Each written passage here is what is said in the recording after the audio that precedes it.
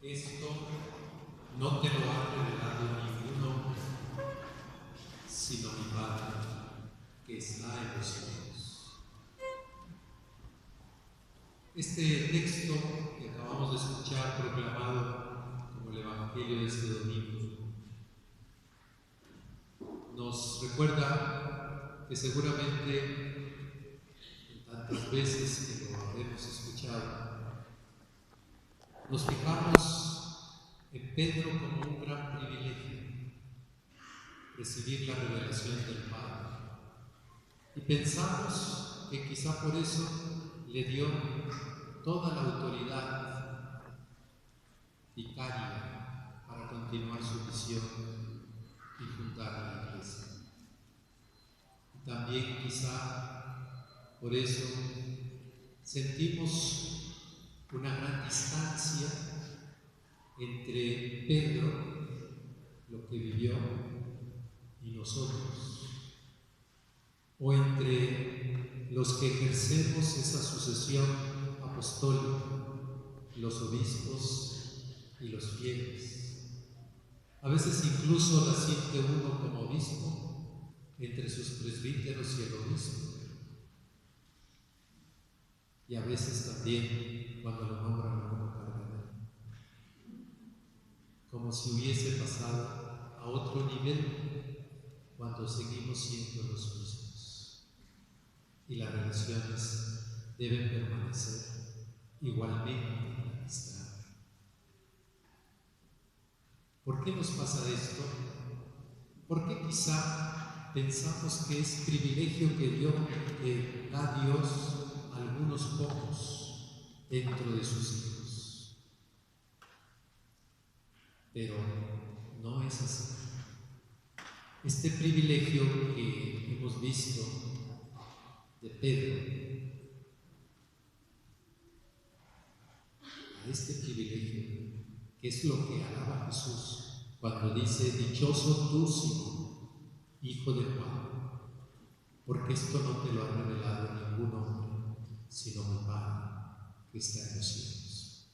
Esta es la alabanza de Jesús a Pedro.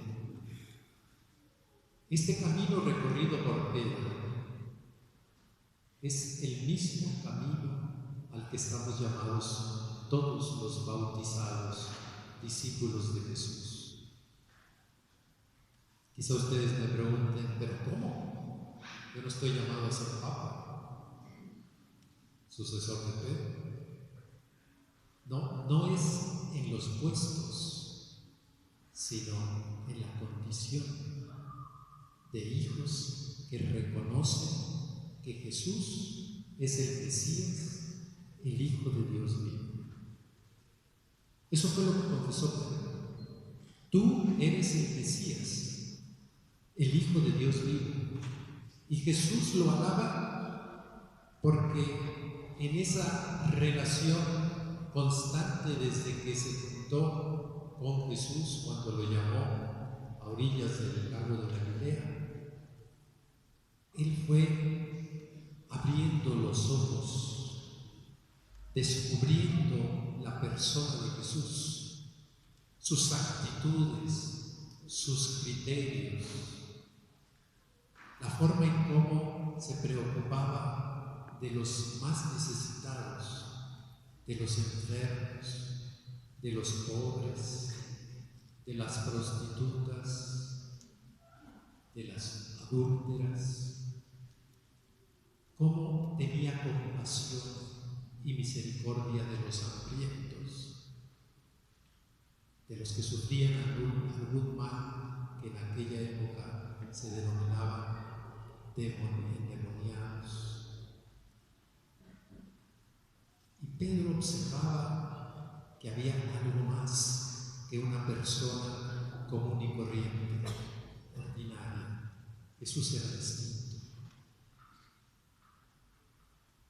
Eso es lo que daba Jesús, que fue capaz, cuando hace la pregunta Jesús: y según ustedes, ¿quién soy yo?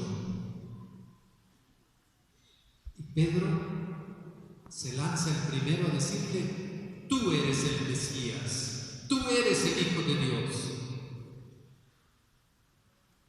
nosotros estamos llamados también a descubrir la persona de Jesucristo.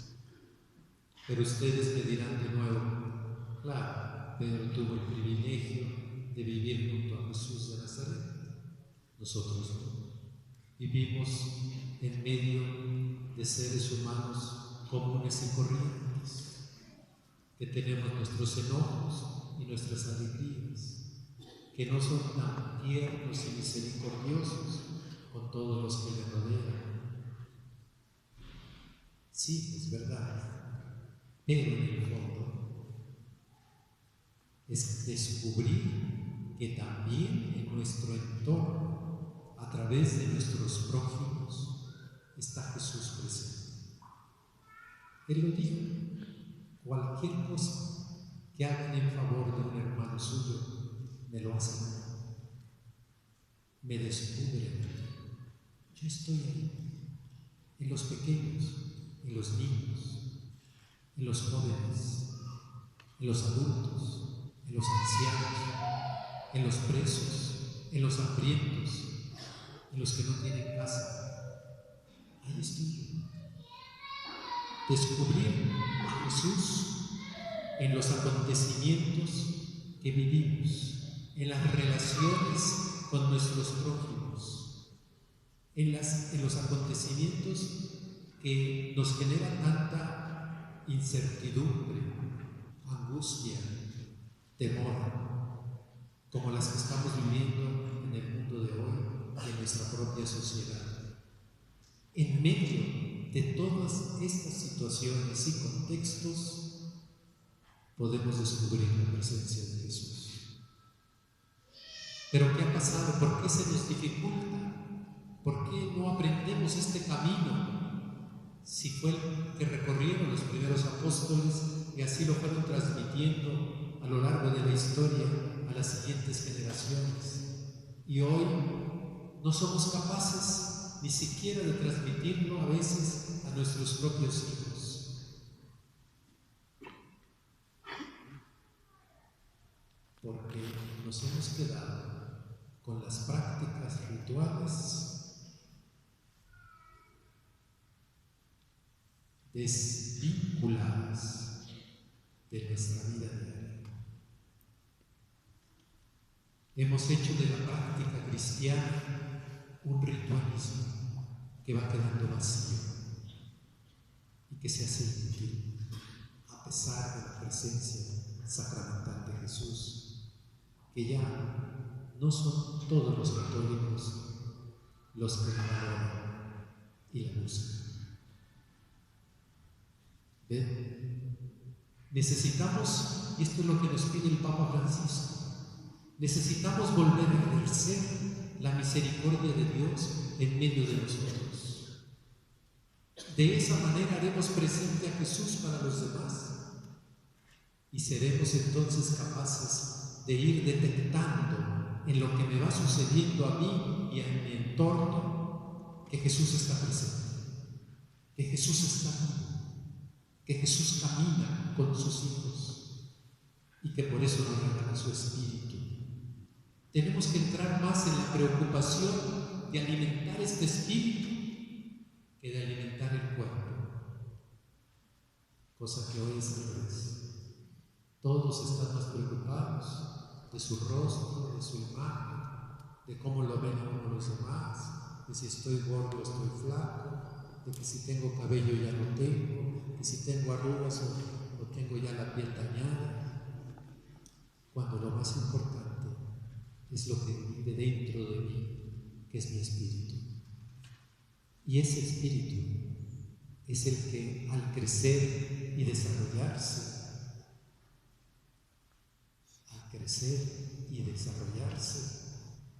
hace joven a la persona.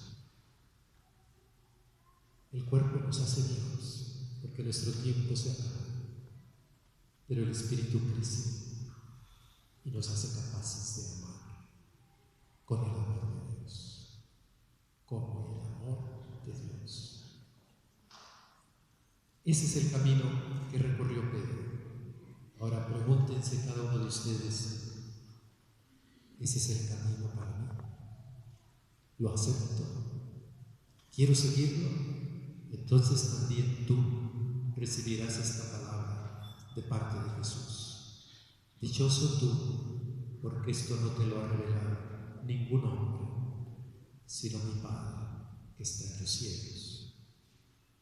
Y ahora entendemos las últimas palabras del Evangelio. Les ordenó a sus discípulos que no dijeran a nadie que él era el Mesías, porque cada uno tiene que descubrirlo como Mesías, Redentor y Salvador. Es una experiencia personal en donde necesitamos de los otros para recorrer, para hacer la nuestra experiencia, pero es personal, depende de cada uno de nosotros. Hoy la Iglesia está necesitada de cambiar, de tener simplemente fieles que asisten a las prácticas cultuales de la Iglesia, a tener comunidades de discípulos de Cristo. Es lo que estamos promoviendo en nuestra arquidiócesis. Y eso es lo que le encomiendo aquí a Monseñor Jorge, lo que con ciertos trabajos el Padre Pedro ha intentado tener entre ustedes. Ese es el camino. Si queremos poder transmitir la fe a las nuevas generaciones, será porque podemos dar testimonio vivo, eficaz, de que creemos que Jesús es el Mesías, el Hijo de Dios vivo. Que así sea.